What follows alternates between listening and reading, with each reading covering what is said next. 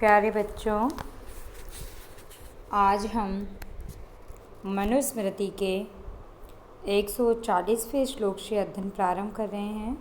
मनुस्मृति आपको पता ही है, बीए द्वितीय वर्ष के सेकंड पेपर में सिलेबस में है। तो हम 140वें श्लोक से अध्ययन प्रारंभ कर रहे हैं। बहुत अच्छा श्लोक है और इम्पोर्टेंट श्लोक भी है, तो ध्यान से देखिए।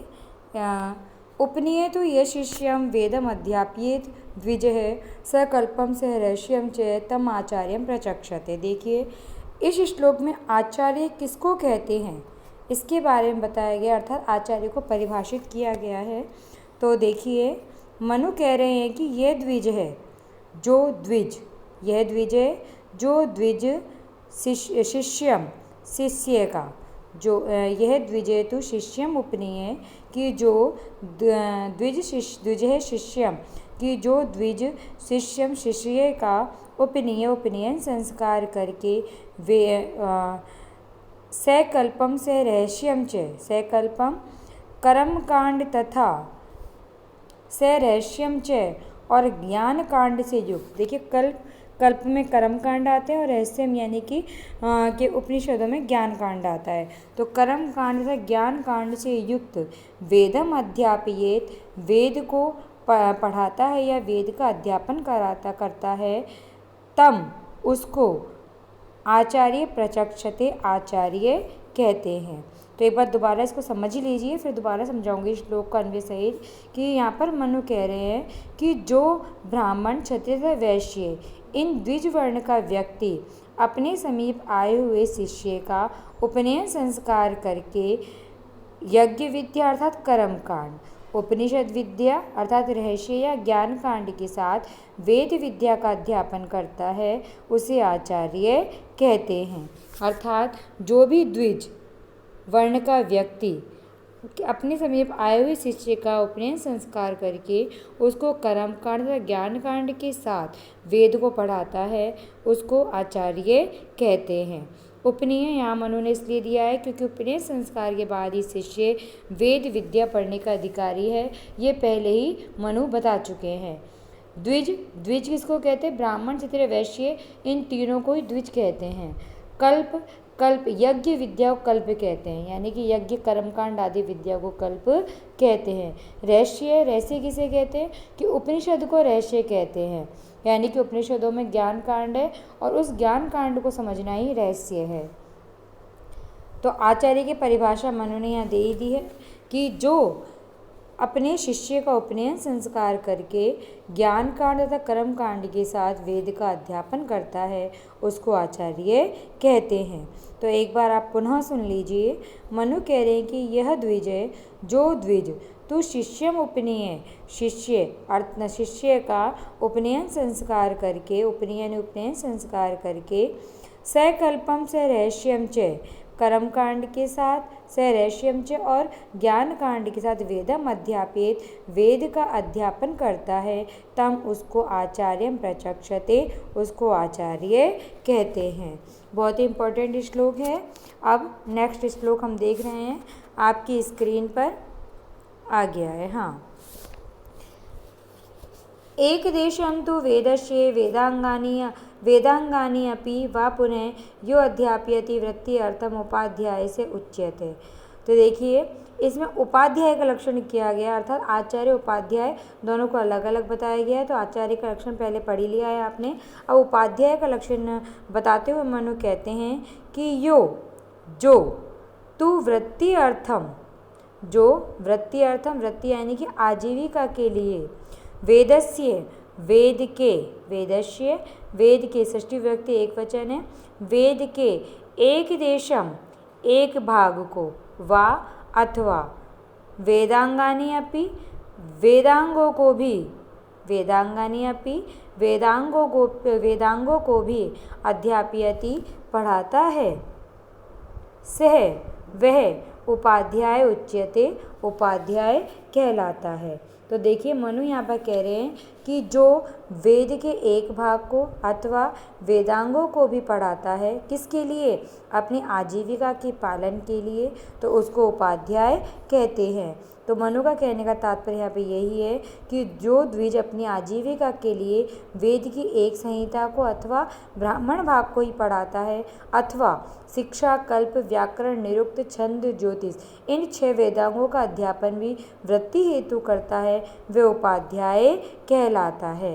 यानी कि मंत्र तथा ब्राह्मण को वेद का एक देश यानी एक भाग कहा जाता है, इसलिए यह तात्पर्य ब्राह्मण ग्रंथ से ये एक देशम का, यानी वेद का एक भाग कौन सा, ब्राह्मण ग्रंथ। और वेदांग आपको बताई दिए, व्याकरण, निरुक्त, छंद, ज्योतिष, शिक्षा, कल्प, ये 6 वेदांग वेद के माने गए हैं।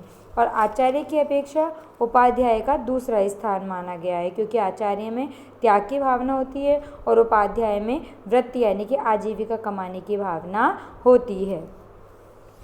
तो एक बार आप दोबारा सुन लीजिए इस श्लोक को। मनु कह रहे हैं कि यो द्विजय, कि जो द्विज वृत्ति अर्थम अपनी आजीविका के लिए वेदस्य एक देशम वेद के एक भाग को वा अथवा पुनः वेदांगानि अपि या फिर 6 वेदांगों को भी अध्यापयति पढ़ाता है, सह वह उपाध्याय उच्यते, उपाध्याय कहलाता है। अगला श्लोक आपकी स्क्रीन पर है, पढ़ेंगे इसको। निषेकादीनि कर्माणि यह करोति यथा विधि संभाव्यति च अन्येन से विप्रो गुरुरुच्यते। तो देखिए इस श्लोक में मनु गुरु के लक्षण का प्रतिपादन करें कि गुरु किसे कहते हैं।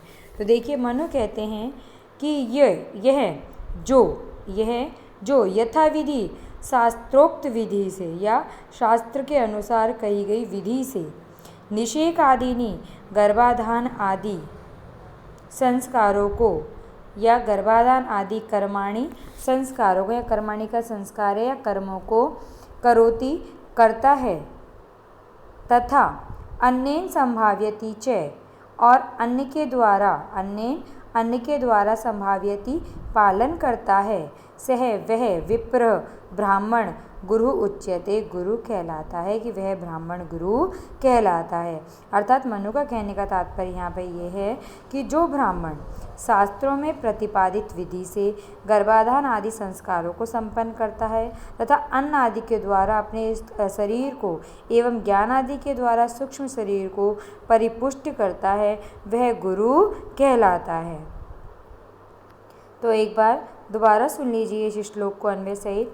मनु यहाँ कह रहे हैं कि यह जो यथाविधि शास्त्रोक्त विधि से निषेक आदीनि कर्माणि गर्भाधान आदि संस्कारों को करोति करता है, संभाव्यति च अन्येन और अन्य के द्वारा संभाव्यति अपने शरीर का पालन पोषण करता है, से वह विप्रोर गुरु उच्यते, वह ब्राह्मण गुरु कहलाता है।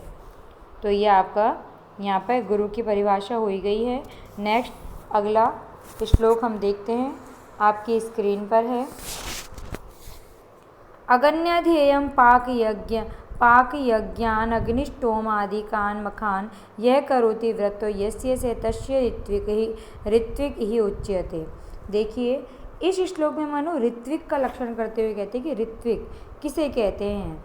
तो देखिए मनु कहते हैं कि व्रत है ये, व्रतो सेकंड लाइन में है व्रतो कि व्रतो हो ये, व्रतो यानी कि वर्ण किया गया, व्रतो वर्ण किया गया यह जो विप्र या जो ब्राह्मण अगन्याध्येयम अगन्याधान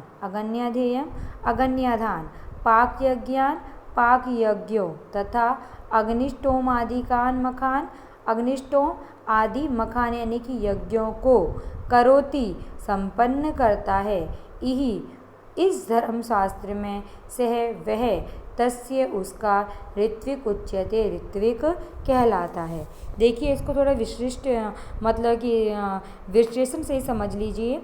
मनु का कहने का याद तात्पर्य है कि यजमान के द्वारा वर्ण किए जाने पर जो ब्राह्मण यानी कि यजमान जिस ब्राह्मण का अपने यज्ञ होम आदि के लिए वर्ण करेगी, ये मेरा यज्ञ कराएगा एज ए पुरोहित, तो उसका यज्ञ के लिए वर्ण करे कि ये हमारा अग्निहोम या अग्निष्टोम आदि यज्ञों को करेगा।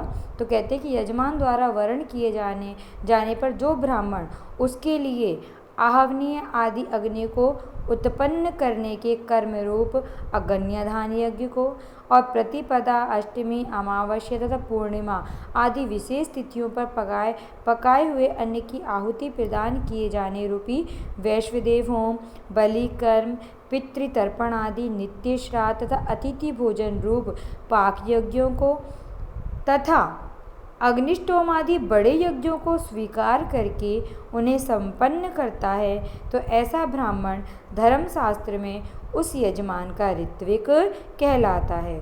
तो मनु के अनुसार यहाँ तात्पर्य यह है कि आचार्य आदि के समान ऋत्विक भी पूजनीय होता है। तो यहाँ आप समझे कि यजमान जिसका भी अपने यज्ञ आदि के लिए या अपने शुभ कर्मों के करने के लिए जिसका वर्ण करे, जो यजमान के अगन्यधेयम, पाक या अग्निष्टोम आदि यज्ञों को, मखान यानी कि यज्ञों को करे, तो वह उस ब्राह्मण का ऋत्विक कहलाता है। तो एक बार पुनः दोबारा सुन लीजिए इस श्लोक को।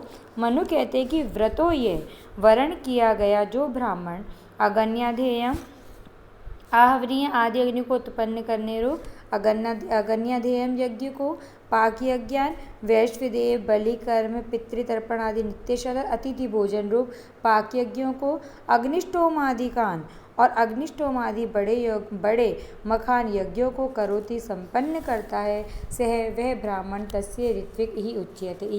इस धर्मशास्त्र में तस्य उस यजमान का ऋत्विक ही उच्यते, ऋत्विक कहलाता है।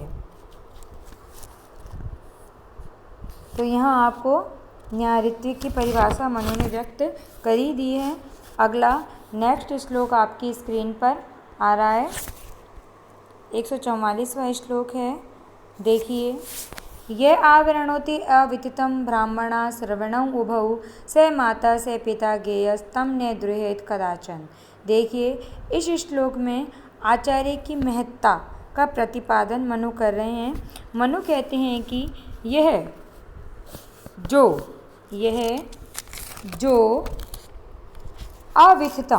अविदितं यानी कि सत्य स्वरूप, अविदितं सत्य स्वरूप ब्रह्मणा ज्ञान के द्वारा, कि जो अविदितं सत्य से युक्त या सत्य स्वरूप ब्रह्मणा ज्ञान के द्वारा उभौ दोनों श्रवणों कानों को, उभौ श्रवणों दोनों कानों को आवरणोति भर देता है, कि ये जो अविदितं ब्राह्मणा सत्य स्वरूप ज्ञान के द्वारा श्रवणों उभौ दोनों कानों को आवरणोति भर देता है, सह उसे माता सह पिता और उसे पिता ज्ञेयम समझना चाहिए।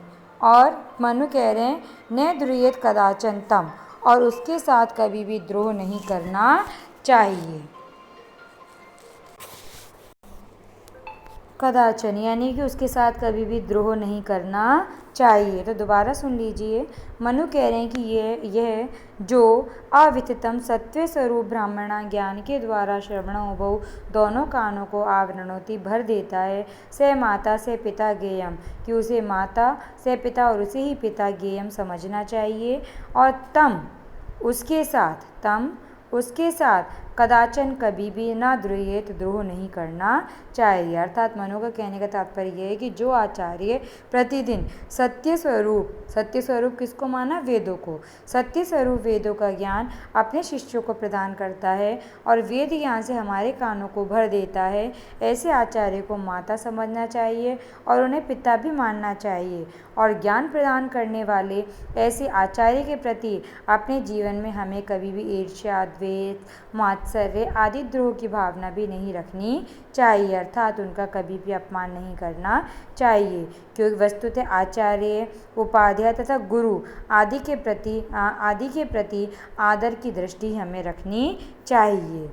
तो अर्थात मनु ने यहाँ वेद ज्ञान प्रदाता आचार्य आदि को माता तथा पिता के समान पूजनीय बताया है। तो मनु बता ही रहे हैं यहाँ पे कि यहाँ पे जो हमारे सत्य स्वरूप ज्ञान के द्वारा जो हमारे कर्णों को परिपूरित कर देता है उसको ही माता तथा पिता समझना चाहिए और उसके प्रति कदापि भी द्रोह नहीं करना चाहिए। तो हमारे यहाँ 144 श्लोक पूरे हो चुके हैं। कल नेक्स्ट डे 150 श्लोक है आपके सिलेबस में, तो कल हम आगे के श्लोक पढ़ लेंगे और मनुस्मृति कल हम संपूर्ण हो जाएगी, अपनी कंप्लीट हो जाएगी। तो आज के लिए बहुत बहुत धन्यवाद। नेक्स्ट जो भी अपना रह रहा है वो कल नेक्स्ट वीडियो में देखेंगे।